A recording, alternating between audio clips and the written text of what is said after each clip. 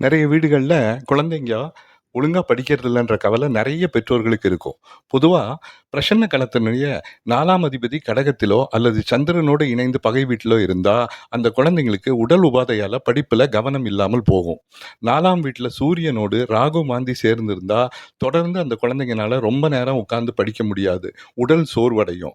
இவங்க மஞ்சள் நிற காய்கறிகள் அல்லது மஞ்சள் நிற பழங்கள் அவங்களுடைய ஜென்ம லக்னத்தின் ஹோரையில உட்கொள்வது நல்ல புத்துணர்ச்சியை தரும். அதேபோல 4ஆம் அதிபதியோடு சுக்கிரன் சேரும்போதும், அல்லது சுக்கிரன் வீட்ல 4ஆம் வீடு அமைஞ்சு, சனி, செவ்வாய் பார்வை பட்டாலோ, அவங்களுக்கு பாலியல் சிந்தனைகள் படிக்க விடாது.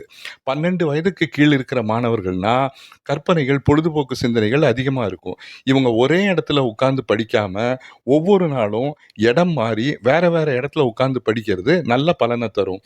அதேபோல புதன் பலமிழந்து இருந்தாலோ, புதனோடு ராகு, மாந்தி, சனி சேர்ந்திருந்தாலோ, படிப்பின் மீது பெருசா அக்கறையோ, ஆர்வமோ இருக்காது. இவங்கள கண்ண மூடிக்கிட்டு ஹாஸ்டல்ல விட்டு படிக்க வைக்கிறது நல்லது.